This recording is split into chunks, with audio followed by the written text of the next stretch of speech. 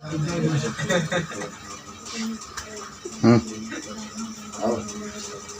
Heading बनाए हो? अयस्क प्रकार 5 प्रकार के होते हैं। लेसन कौन आपका है? साइंस।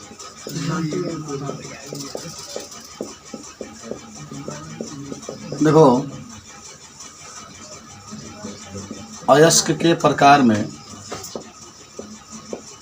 आपने बताया कि अयस्क कितने प्रकार के होते हैं? 5 प्रकार के। अयस्क 5 प्रकार के होते हैं, ठीक है। कई बार प्रश्न पूछा जाता है, पॉलिटेक्निक में भी जाएंगे आप तो अयस्क के बारे में लिखा जाता है 5 प्रकार का होता है, जिसमें पहला आपका होता है, सबसे पहला जो अयस्क है, फर्स्ट नंबर, उसका नाम है समान अयस्क। समझ रहे हो?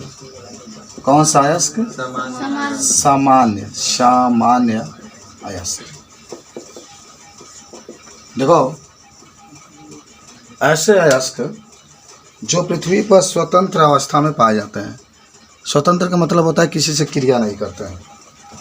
लिख देते हैं यहाँ पर, ऐसे अयस्क जो पृथ्वी पर स्वतंत्र अवस्था में पाए जाते हैं। स्वतंत्र अवस्था में पाए जाते हैं तो उसे सामान्य या सामान्य अयस्क कहते हैं। सामान्य अयस्क कहते हैं। याद करो, स्वतंत्र का मतलब होता है कि वो किसी से क्रिया नहीं करता। ऐसे अयस्क जो पृथ्वी पर मुक्त अवस्था में या सामान्य अवस्था में पाए जाते हैं तो उसी को हम लोग क्या कहते हैं? समान अयस्क कहते हैं, ठीक है। अब सुनो, अब कोई पूछे कि बताओ समान अयस्क तो बारे में बता दिए, लेकिन थोड़ा सा इसका उदाहरण भी बता दीजिए कि समान अयस्क के उदाहरण में क्या लिख सकते हैं। तो उदाहरण में लिख लेना, एक सोना लिख लो। सोना किससे क्रिया करता है? नहीं करता है। प्रतीक होता है AU। और एक चांदी लिख लो। चांदी मतलब तो क्रिया कर ही लेता। प्लेटिनम लिख लो। प्लेटिनम PT आपका होता है। तो उदाहरण में आप लिख सकते हैं सोना और का चांदी। सोना और चांदी दो ऐसे हैं जो किसी से क्रिया नहीं करते हैं, ठीक है। अब आते हैं दूसरा अयस्क। पहला सबको याद हुआ। अब आते हैं दूसरा, जिसका नाम होता है ऑक्साइड अयस्क। ऑक्साइड अयस्क। देखो, ऐसे अयस्क जिसके अंत में O उपस्थित होता है तो उसे ऑक्साइड अयस्क कहते हैं। तो लिख लेते हैं इसको भी, बहुत सिंपल है। ऐसे अयस्क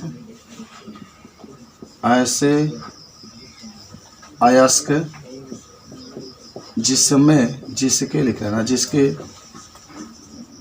अंतिम में ऑक्सीजन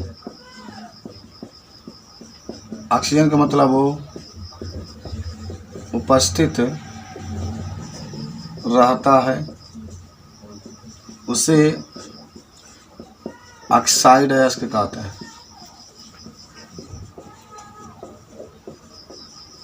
बस याद करें, माना ऐसे अयस्क जिसके अंत में क्या उपस्थित होता है? ऑक्सीजन उपस्थित होता है, तो उसे ऑक्साइड अयस्क कहते हैं, ठीक है। इसके उदाहरण लिख लेना था यहाँ। उदाहरण ऑक्साइड अयस्क के देखो, एक तो आप लिख सकते हैं हेमेटाइट Fe2O3। एक आप लिख सकते हैं मैग्नेटाइट Fe3O। देख रहा है, दोनों के अंतिम में O आया है, इसलिए इसको ऑक्साइड अयस्क कहते हैं। ऑक्साइड का मतलब हुआ कि बस जो अयस्क आप लिखेंगे उसमें ऑक्सीजन उपस्थित होना चाहिए। जिसमें जो भी अयस्क होगा उसमें ऑक्सीजन उपस्थित होगा तो उसी को हम लोग कहते हैं ऑक्साइड अयस्क, ठीक है।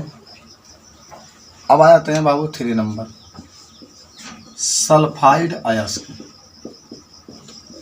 सल्फाइड अयस्क कहोगे ऐसे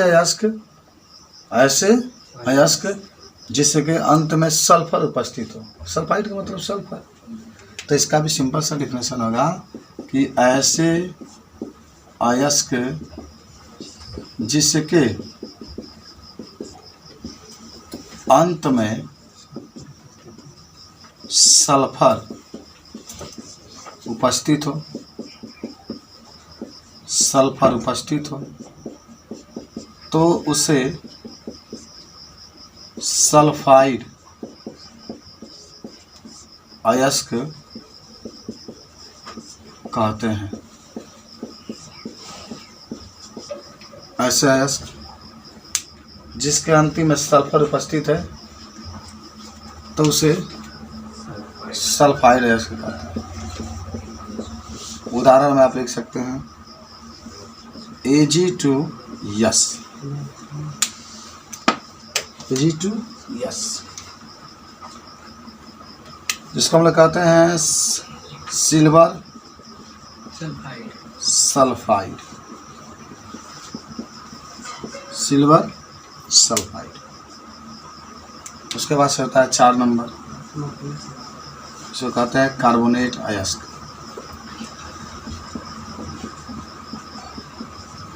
कार्बोनेट अयस्क तो ऐसा अयस्क जिसका अंत में CO3 उपस्थित है। कार्बोनेट का क्या होता है? CO3 होता है ना, देखा है ना, सल्फाइड के यस ऑक्साइड के हो, तो उसी तरीके से कार्बोनेट का होता है। कहोगे ऐसे अयस्क जिसके अंत में CO3 उपस्थित होता है, CO3 उपस्थित होता है तो उसे कार्बोनेट अयस्क कहते हैं। ऐसा अयस्क जिसके अंत में क्या उपस्थित होता है? CO3 उपस्थित होता है तो उसे कार्बोनेट अयस्क। यहाँ हम इसकी उदाहरण लिख लेते हैं।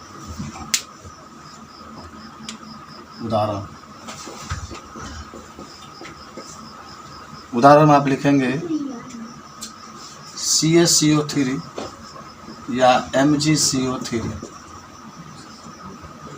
याद है? अच्छा, आपको याद है CaCO3 कार्बोनेट है? नाम लिखिए, कैल्शियम कार्बोनेट। इसका क्या नाम होगा? Mg को मैग्नीशियम कहते हैं, CO3 को कार्बोनेट। आगे बढ़ते हैं। अब हम लोग आते हैं क्लोराइड अयस्क, 5 नंबर, क्लोराइड अयस्क।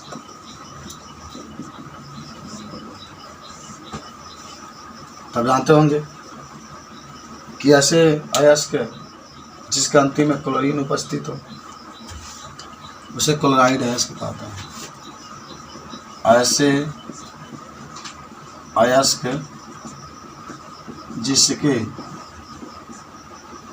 अंत में क्लोरीन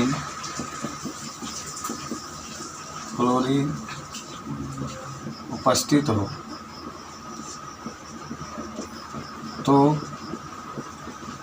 तो उसे क्लोराइड अयस्क कहते हैं। तो ऐसा अयस्क जिसमें क्या उपस्थित हो? क्लोरीन, तो उसे हम लोग कौन अयस्क कहेंगे? क्लोराइड अयस्क। आप उदाहरण में लिख सकते हैं, हाँ, सोडियम क्लोराइड लिख लिया NaCl, या MgCl2 लिख सकते हैं। इसको हम लोग कहेंगे सोडियम क्लोराइड, इसको कहेंगे मैग्नीशियम क्लोराइड।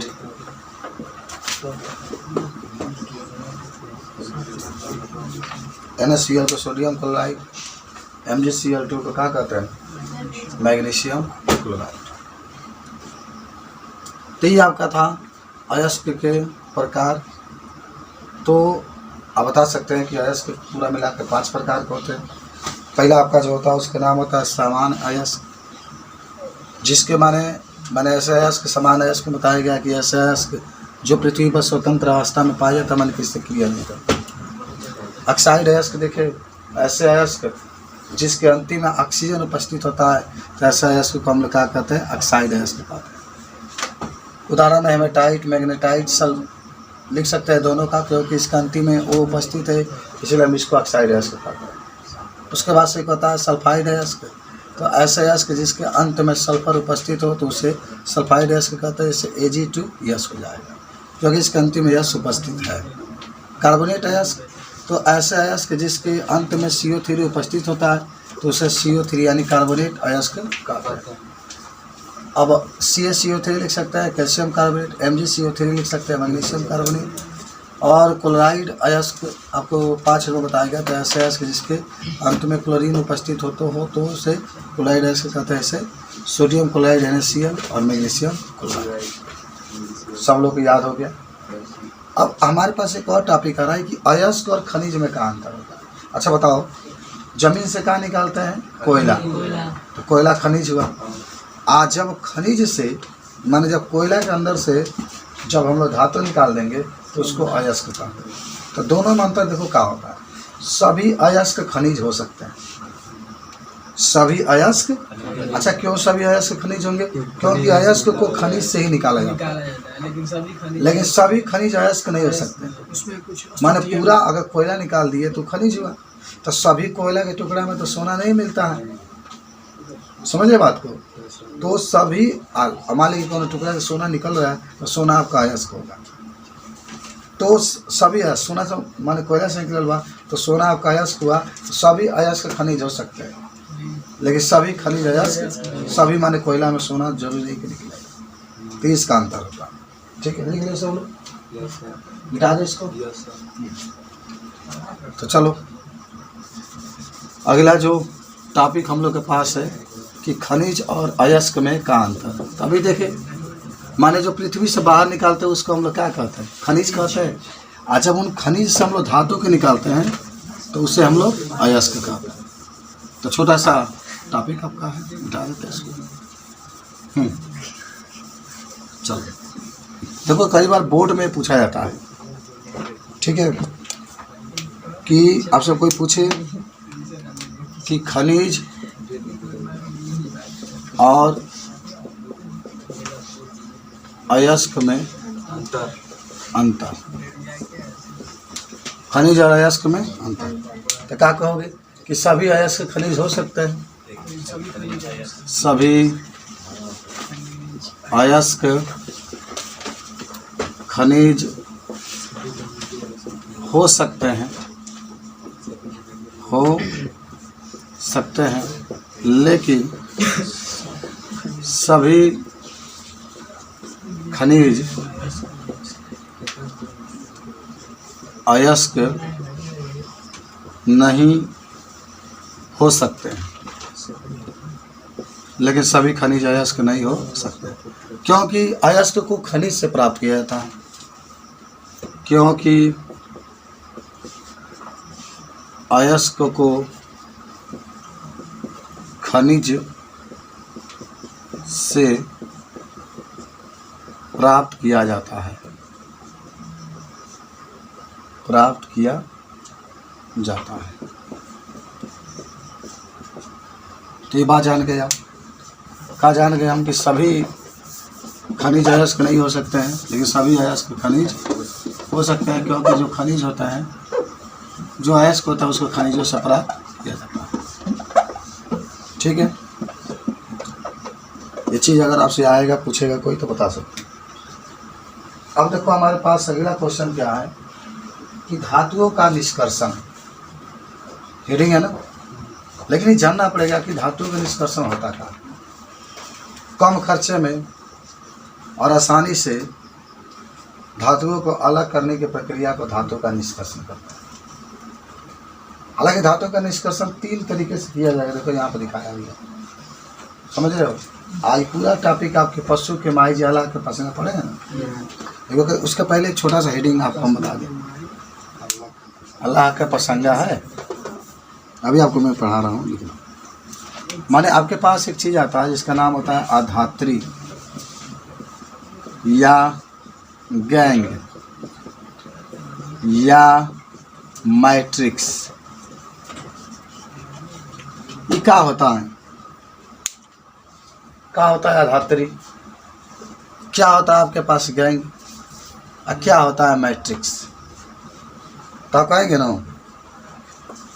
कि खनिज के अंदर या धातु के अंदर जो अशुद्धियाँ होती है, उसी अशुद्धियों को हम लोग क्या कहते हैं? आधात्री या गैंग कहते हैं। याद करो, जैसे सोना है ना, सोना का निकाला जाता है तो उसमें कोयला उपस्थित होता है, तो जो कोयला होगा उसको क्या कहेंगे? आधात्री कहेंगे, उसको आधात्री कहेंगे। या जो आप देखे होंगे कि मोती निकलता है, समुद्र से निकलता है, तो उसमें बालू भी उपस्थित होता है, रेत भी उपस्थित होता है।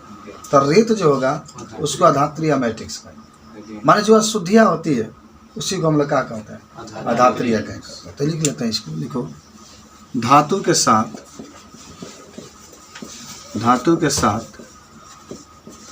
जो अशुद्धियाँ उपस्थित होती है, धातु के साथ जो अशुद्धियाँ उपस्थित होती है उसे आधात्री या मैट्रिक्स कहते हैं। धातु के साथ जो अशुद्धियाँ उपस्थित होती है उससे आधात्री या मैट्रिक्स कहते हैं। उदाहरण में कह सकते हैं, सोना के साथ कोयला का उपस्थित होना। तो ये भी बहुत सिंपल था, नोट कर लो।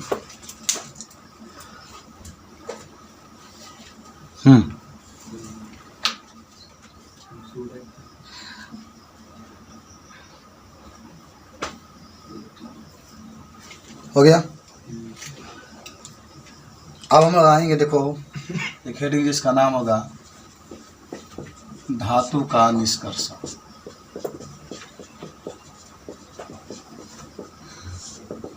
तो पहले हम जाने कि धातु का निष्कर्षण कैसे होता है,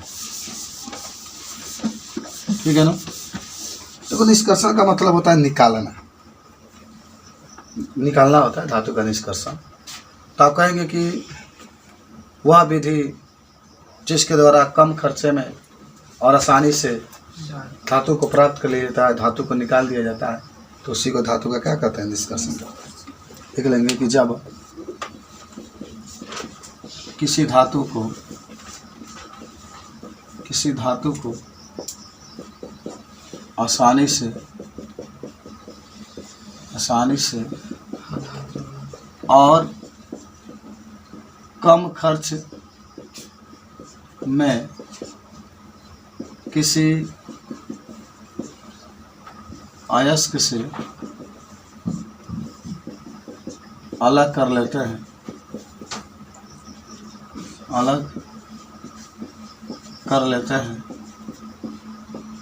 तो उसे धातु का निष्कर्षण कहते हैं। तो उसे धातु का क्या कहता है? निष्कर्षण। ठीक है। बहुत कम खर्च में आसानी से आप धातु को जब अलग कर लेंगे तो इसे हम लोग धातु का निष्कर्षण कहते हैं। अब देखो हम बताते हैं आपको, धातु के निष्कर्षण के लिए किताब में कुछ बातें लिखी गई है। धातु के सक्रियता श्रेणी के बारे में आप पढ़ चुके हैं, इसीलिए आप आसानी से समझ सकते हैं कि अयस्क से धातु का निष्कर्षण कैसे होता है। कुछ धातुएं इस पृथ्वी पर स्वतंत्र अवस्था में पाई जाती है, जैसे सोना और चांदी हुई। कुछ धातु अपने यौगिक के रूप में होती है। सक्रियता श्रेणी में नीचे वाले धातु सबसे कम क्रियाशील होते हैं और ये स्वतंत्र अवस्था में पाए जाते हैं। उदाहरण के लिए गोल्ड यानी सोना, चांदी, प्लेटिनम, कॉपर, ये चारों आपके स्वतंत्र अवस्था में पाए जाते हैं। देख रहे हो ना, नीचे आपका बनाया है, देख रहे हो यहाँ पर सोना है, चांदी है, कॉपर है और प्लेटिनम होगा तो प्लेटिनम भी इसमें आ जाएगा। ये ऐसे धातु हैं जो प्राकृतिक अवस्था में उपस्थित है, यानी स्वतंत्र अवस्था में उपस्थित है, किसी से क्रिया ही नहीं करते हैं। आगे कुछ और बातें लिखा गया है। कॉपर और सिल्वर अपने सल्फाइड या ऑक्साइड अयस्क के रूप में पाया जाता है। अभी आप सल्फाइड अयस्क, ऑक्साइड अयस्क के बारे में मैंने लिखा है आपको, देखो यहाँ पर आया है। जो भी कॉपर होगा या सिल्वर होगा, देखो कॉपर यहाँ पर है, सिल्वर यहाँ पर है, अगर यह अयस्क के रूप में पाया जाता है तो सल्फाइड या किसके रूप में पाया जाता है, ऑक्साइड के रूप में। सक्रियता श्रेणी में सबसे ऊपर वाले धातु है, सबसे ऊपर वाला धातु कौन है, पोटेशियम है। देखो पोटेशियम है, सोडियम है, कैल्शियम है, मैग्नीशियम है, एल्युमिनियम। तो वही कह रहा है कि सक्रियता श्रेणी में सबसे ऊपर के धातु है पोटेशियम, सोडियम, कैल्शियम, मैग्नीशियम इत्यादि बहुत अधिक क्रियाशील होती है और क्रियाशील की ये सभी कभी भी स्वतंत्र तत्व के रूप में नहीं पाई जाती है। सक्रियता श्रेणी के मध्य वाली धातु है, देखो यहाँ पर है, मध्य वाली धातु है जिंक, जिंक है ना, आयरन है, फिर लेड है, फिर कॉपर है, की अभिक्रियाशीलता मध्यम होती है और पृथ्वी के भूपरिपट्टी में मुख्यतः ऑक्साइड और सल्फाइड या कार्बोनेट के रूप में पाई जाती है। आप देखेंगे कि कई धातुओं को अयस्क ऑक्साइड होते हैं। ऑक्सीजन को अत्यधिक अभिक्रियाशीलता और पृथ्वी पर इसके प्रचुर मात्रा में पाए जाने के कारण ऐसा होता है ना, कहें कि ऑक्सीजन से क्रिया करेगा तो उसमें वो आ जाएगा, और जब वो आ जाएगा तो कौन सा ऑक्साइड हो जाएगा, ऑक्साइड अयस्क हो जाएगा। इस प्रकार अभिक्रियाशीलता के आधार पर हम धातुओं को 3 वर्गों में बांटते हैं। निम्न अभिक्रियाशील, निम्न का मतलब सबसे कम क्रियाशील, सक्रियता श्रेणी के सबसे नीचे वाले तत्व हैं, और क्या है, मध्यम अभिक्रियाशीलता धातु है।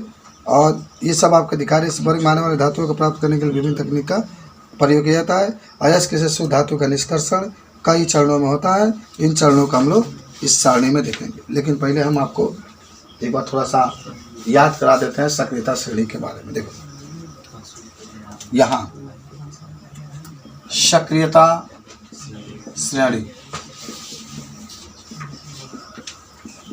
एक लाइन में आपको बता देते हैं, बहुत बच्चे जानते भी होंगे, जो नहीं जानते होंगे आज जानकारी रख लीजिए, क्योंकि सब कुछ ही सक्रियता श्रेणी पर ही डिपेंड है। तो देखो क्या होता है ना कि धातुओं की क्रियाशीलता को जब घटते हुए क्रम में रखते हैं तो हमें एक श्रेणी प्राप्त होती है, इसी को सक्रियता श्रेणी कहते हैं। सुनो, पहले सबसे अधिक क्रियाशील तत्व तो सबसे पहले होगा, उससे कम क्रियाशील उससे बाद, उससे कम क्रियाशील उसके बाद, उससे कम उसके बाद, माने ही घटता हुआ क्रम में इसको रखा जाता है। तो थोड़ा सा इसको नोट कर लो कि आपको याद रहेगा कि जब धातुओं को उनके अभिक्रियाशीलता के घटते हुए क्रम में रखने पर जो श्रेणी प्राप्त होती है तो उसे सक्रियता श्रेणी कहते हैं। जो धातुओं के उनकी अभिक्रियाशीलता के घटते हुए क्रम में रखते हैं तो उसी को हम लोग क्या कहते हैं। आज याद कर लो सक्रियता श्रेणी के बारे में, ठीक है। और इसके बारे में आप बता सकते हैं एग्जाम्पल में क्या कहा, तो देखिए मैं बताता हूँ। एक ट्रिक है, ट्रिक, इसी से याद करना। ट्रिक है पशु के माई जी अल्लाह का पसंगा है या पसंगा है। ये आपके पास ट्रिक है। इसी से आपका पूरा याद रखेंगे। ये potassium, sodium, calcium, magnesium, aluminium, zinc, iron, lead, लोहा मत कर दीजिएगा, लेड, आयरन माने ही लोहा होता है, आयरन, लेड, हाइड्रोजन, कापर, पारा, सिल्वर, गोल्ड, इसका नाम होगा। सबसे क्रियाशील कौन होगा? पोटेशियम। यहाँ पर के लिख लो। चीन का मतलब ऐसे ऐसे चीन बनाना कि अब ये घट रहा है। आशा का मतलब सोडियम, और घट गया कैल्शियम, और घट गया मैग्नीशियम, और घट गया एल्युमिनियम, और घट गया जिंक, और घट गया आयरन, और घट गया लेड, और घट गया हाइड्रोजन, ये अच्छा, और घट गया कापर, अच्छा यहाँ पर लिख देते हैं, और घट गया पारा, Hg, और घट गया Ag, सिल्वर, और Au। यही आपका है घटते हुए क्रम। इसी को हम लोग कहते हैं सक्रियता श्रेणी। तो जब धातुओं को उनकी अभिक्रियाशीलता के घटते हुए क्रम में रखते हैं तो जो हमें श्रेणी प्राप्त होती है उसी को क्या कहा जाता है? सक्रियता श्रेणी। अब क्या कहा गया इसमें कि इस श्रेणी को हम लोग कितने भागों में बांट देते हैं? इस श्रेणी को हम लोग 3 भागों में बांट देते हैं। कितने भागों में? 3 भागों में आपकी किताब में एकदम बढ़िया से समझाया है कि एक उच्च क्रियाशील तत्व सबसे माने अधिक क्रियाशील करते हैं जिसमें 5 तत्व उपस्थित हैं, ठीक है, विद्युत अपघटन के द्वारा प्राप्त होते हैं। मध्यम वर्गीय में 4 उपस्थित हैं और प्राकृतिक अवस्था में 2 उपस्थित है। पूरा मिला के 11 तत्व हैं इसमें। लिखिए 1 2 3 4 5 6 7 8 9 10 11 12 13 हैं, ठीक है। तो सबसे पहले यहाँ पर लिख लेते हैं। देखिए 3 ग्रुपों में इसको बांटेंगे आप। जो पहला ग्रुप होगा उसमें पोटेशियम के, पोटेशियम के बाद सोडियम, तब कैल्शियम, तब मैग्नीशियम, तब aluminium. 5 potassium, sodium, calcium, magnesium, aluminium. ये जो तत्व हैं ये सबसे अधिक क्रियाशील तत्व हैं, सबसे अधिक क्रियाशील तत्व हैं, ठीक है। एक और बात याद रखिएगा इसमें कि ये विद्युत अपघटन से प्राप्त होता है, विद्युत अपघटन से प्राप्त होते हैं। उसके बाद से मध्यम वर्गीय आएगा, जाना में आपका zinc, iron, lead, copper. Hydrogen आपका हटा दिया गया, ठीक है, हाइड्रोजन क्या कर दिया गया? हटा दिया गया। तो अब इसमें लिख लो क्या, इसमें तो कितना एल्युमिनियम तक है ना, तो अब जिंक से शुरू करो। तो यहाँ आ जाएगा जिंक, तब आ जाएगा Fe, तब आ जाएगा Pb, तब आ जाएगा कापर। यह हाइड्रोजन गैस अवस्था में, तो इसलिए हटा दिया गया। ये जो है कम क्रियाशील होते हैं, कम क्रियाशील होते हैं, और यह मध्यम वर्गीय है, मध्यम वर्गीय। इसको कैसे प्राप्त किया जाता है? कार्बन के उपयोग से अपचयन, माने आप लिख सकते हैं कि कार्बन के अपचयन से लिख सकते हो, कार्बन के अपचयन से इसको प्राप्त किया जाता है। और 2 और तत्व हैं नीचे, चांदी और सोना। ये दोनों तत्व किसी से क्रिया नहीं करते, यानी क्रियाशील नहीं होते हैं, क्रियाशील नहीं होते हैं, ठीक है। किसी से क्रिया नहीं करते यानी क्रियाशील नहीं होते हैं। और ये प्राकृतिक तत्व हैं, प्राकृतिक तत्व। इस तरीके से 3 ग्रुपों में हमारे पास क्या है? तत्व उपस्थित है। हमने देखा कौन कैसे पाया जाता है। सबसे ऊपर सक्रियता श्रेणी के सबसे ऊपर ये पाया जाता है, माने आप इसको और एक बात नोट कर लीजिए, सबसे ऊपर ये पाया जाता है। ये मध्य में पाए जाते हैं, ये सबसे नीचे पाए जाते हैं। ठीक है, तो इस तरीके से ये साइंस